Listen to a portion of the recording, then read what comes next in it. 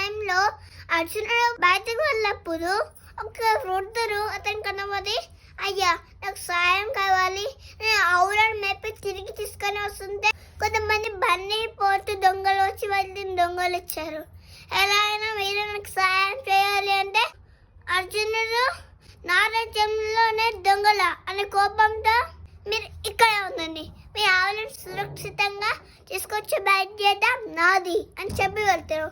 కానీ వెళ్ళాలంటే తను ఆయుధం తీసుకోవాలి. ఆ ఆయుధాలు ద్రౌపది మందిరంలో ఉంటాయి. ఈ సమయంలో వెళ్తే ఖచ్చితంగా అరణ్యవాసం తీసుకోవాలి. కానీ వేరే ఆలోచించకుండా నేరు అక్కడికి వెళ్ళి తన ఆయుధం తీసుకొని అర్జును అక్కడికి వెళ్తారు. ఆ అర్జునుడిని చూస్తేనే అక్కడ కొంతమంది భయపడిపోతారు, మరి కొంతమంది అర్జునుడు తప్పుకొడతారు, కానీ నిలవలేకపోతారు. సులభంగా అర్జున్ వాళ్ళని బట్టి ఆ ముసలివాడి ఆవులను తిరిగి ఇచ్చేస్తారు. ధర్మరాజు దగ్గరికి అర్జున వచ్చి, నాకు అనుమతి ఇవ్వండి అన్నయ్య, నేను అరణ్యవాసానికి వెళ్ళాలి అని అంటే, లేదు అర్జున, నువ్వు చేసింది తప్పేమి కాదు, సాయం కోసం ఇలా చేశావు కాబట్టి నువ్వు ఎక్కడికి వెళ్ళిన అవసరం లేదు అంటే, ఆయన అర్జునుడు మనం పెట్టుకున్న నియమాల్ని పాటించాలి అగ్రజ అని చెప్పి ధర్మరాజుని ఒప్పించి అర్జునుడు అరణ్యానికి బయలుదేరుతారు.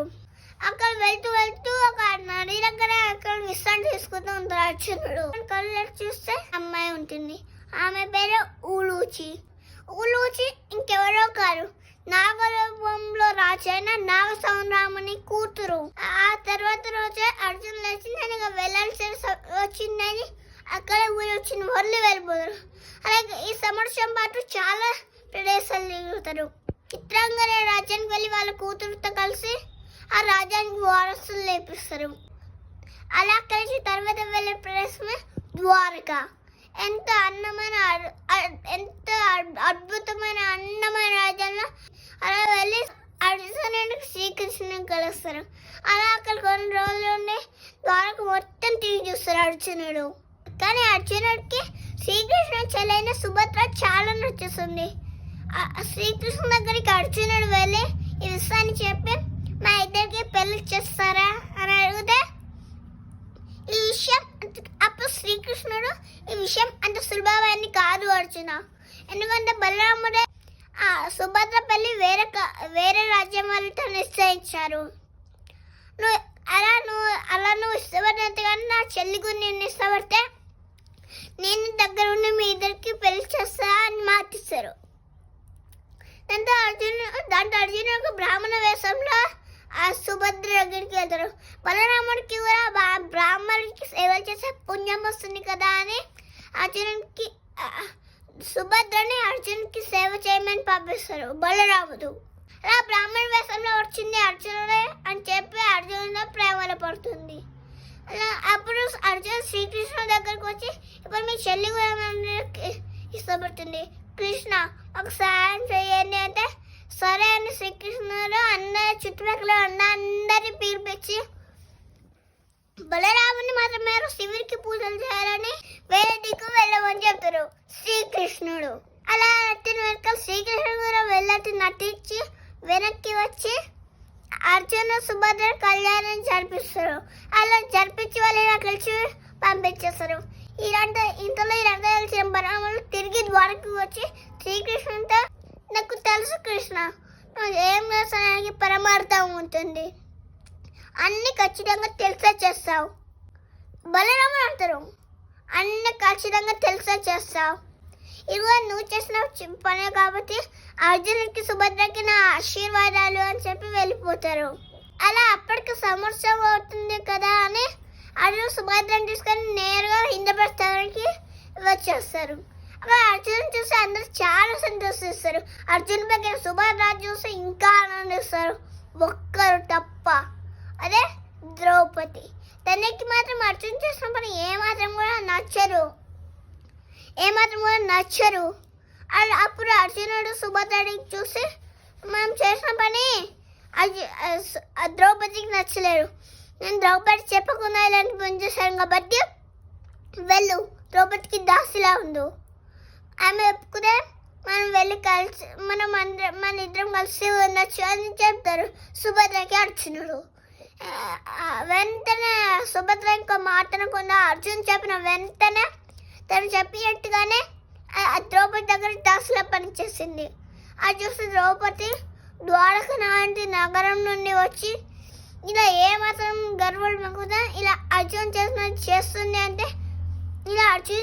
చేస్తుందంటే సుభద్ర ఎంత మంచి అమ్మాయో అర్థమయ్యి మళ్ళా ద్రౌపది సుభద్ర దగ్గరున్న సుభద్రకి అర్జునుడికి వివాహం చేస్తుంది. ఇలా ఉంటే చూసిన ప్రతి ఒక్కరూ ఇలా ఇక మనకు మంచి రోజులే రాబోతున్నాయి, ఇక వారసులు వస్తారు, ఇంద్ర ప్రస్తావనకి తిరగలేదు, పాండవులు అందరూ మనకు బాగా చూసుకుంటారు, అందరూ సంతోషంగా ఉంటారు. ఇలా అందరూ సంతోషంగా ఉన్న సమయంలో ఆ సంతోషం రెండింతలైంది. అరే ద్రౌపది 5 సంతానానికి జన్మనిచ్చింది. ఈ 5 పంచపాండవులు రూపంలో పోలి ఉంటారు, అంటే వీళ్ళని ఉప పాండవులు అని పిలుస్తారు. ఈ కొన్ని రోజులకి అర్జున్కి సుభద్రకి కూడా ఒక కొడుకు పుడతారు. పుట్టినప్పుడు అతను చూస్తే ఎంత అందంగా ముద్దుగా ఉంటారు. ఎంతో మంది బ్రాహ్మణులు చెప్పారు, ఈ పిల్లలు అందరికన్నా పైన ఉంటారు అని చెప్తారు. ఆ పిల్లడికి పేరు పెట్టారు. ఆ పిల్లడి పేరు అభిమన్యుడు. పాండవులు అరణ్యవాసం స్టోరీకి వెళ్తున్నాం. ఇప్పుడు ఆ పాండవుల అరణ్యవాసంలో చాలా మంది పాండవులు కష్టపడి బతుకుతూ ఉంటారు. వాళ్ళు ఒక్కొక్కరు నడుస్తున్న విధానం చూస్తే చిన్నప్పటి నుంచి నేర్పిన విజయాన్ని చూపించాల్సిన సమయం దగ్గరలోనే ఉంది అని అనుకుంటూ అరణ్యవాసాన్ని మొదలు పెట్టారు. వీళ్ళందరూ ఒక దగ్గర ఉన్నా సరే ఒకరితో మాట్లాడుకునేవారు కాదు. అలా పాండవులందరూ ద్రౌపది ముఖం చూడడానికి కూడా సిగ్గుపడేవారు. అలా ఒకరోజు ద్రౌపది అందరి దగ్గరకు వచ్చి ఈ పరమశ సంవత్సరాలు మనం అడవిలో బలాన్ని అస్త్రాన్ని మరింత బలంగా మార్చుకుందాం, దాంతో మనం అందరం కలిసి పని చేయాలి అని వాళ్ళకు ఒక నమ్మకాన్ని ఇస్తుంది. అలా వాళ్ళందరూ అక్కడ ఉన్న ఒక మంచి ప్రాంతం చూసుకొని అక్కడ గుడిసెని ఏర్పాటు చేసుకుంటారు. అలా వాళ్ళ ఆ గుడిసెలో చాలా రోజులు ఉంటారు. గుడిసె అంటే ఇల్లు. హఠాత్తుగా పక్కన ఉంటే చేతుల నుంచి కీల్మెరుడు అనే రాక్షసుడు బయటకు వస్తాడు. ఈ కీల్మెరుడు ఇంకెవరో కాదు, భీమ కొన్ని సంవత్సరాల కుందని చంపిన బకాసుడి సోదరుడు. పంచ పాండవులు చేసిన విజయం వీరకి తట్టుకోలేక ఆ కీల్మెరుడు అక్కడికి కింద పడి ఆ రాక్షసుడు చనిపోతారు. అక్కడైతే వాళ్ళ 5 ఒకరిని ఒకరు చూసుకొని అనుకుంటారు, ఇన్ని రోజులు మన బలం ఏంటి అనుకున్నాం కదా, మన బలం మరేంతో కాదు, మన బలం మనమే. ఇదే కాకుండా పాండవులు వనవాసానికి వెళ్ళినప్పుడు చాలా మంది బ్రాహ్మణులు వీళ్ళతో కలిసి వచ్చేస్తారు. అలా కొన్ని రోజులు గడిచేసరికి సమస్య వచ్చి పడింది. అదే వెళ్తా వచ్చిన బ్రాహ్మణుడికి పెద్దడానికి భోజనం ఉండేది కాదు, వీళ్ళతో వచ్చిన బ్రాహ్మణుడికి పెద్దడానికి భోజనం ఉండేది కాదు. దాంతో చూసిన ఎంతో బాధపడేవారు. ద్రౌపది నేను మహారాణి అయి ఉంది, ఈ మాత్రం కూడా చేయలేకపోతున్నానా అని ఎంతో బాధపడుతుంది.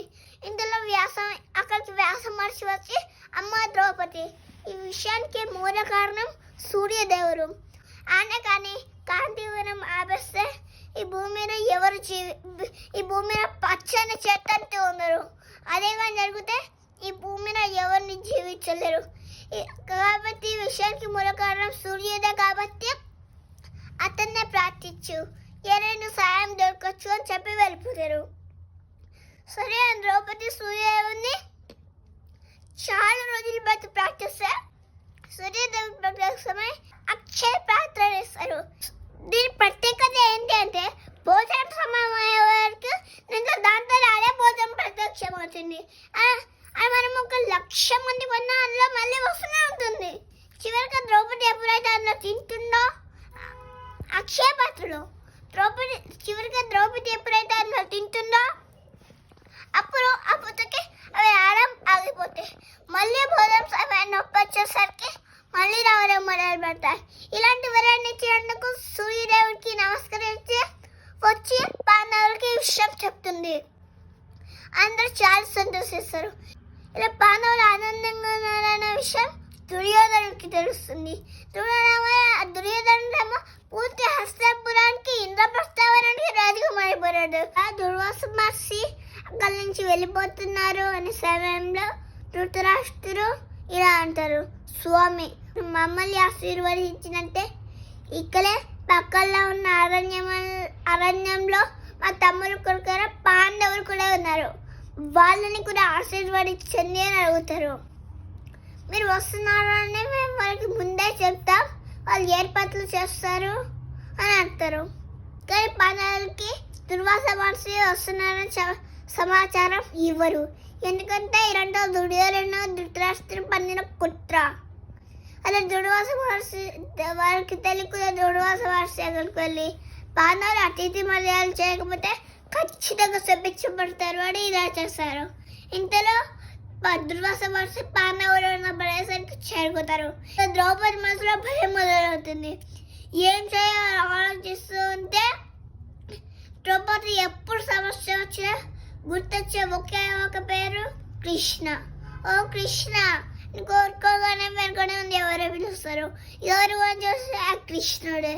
ఏమైందమ్మా, ఎందుకు ఇలా బాధపడుతున్నావు అంటే, అన్న కృష్ణ అది జరిగేదంతా చెప్పి ఇప్పుడు ఇలా ఉన్న పోతు వాద్యాన్ని నేను తినేసాను, ఇప్పుడు ఏం చెయ్యాలి అని అనుకుంటే ఆ పాత్రను కృష్ణుడు తీసుకొని రూపాయలు చేపెడితే ఒక మూలకి ఒక అన్నం మెతుకు దొరుకుతుంది. అది తీసుకొని శ్రీకృష్ణ నోట్లో వేసుకొని తింటారు. అప్పుడు ద్రౌపది చూసి నా కడుపు నిండిపోయిందమ్మా అని అంటారు.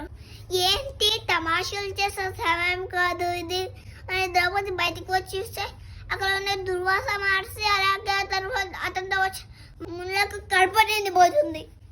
అప్పుడు శ్రీకృష్ణుడు బయటకు వచ్చి చెప్పాను కదా నా కడుపు నిండిపోయింది అని.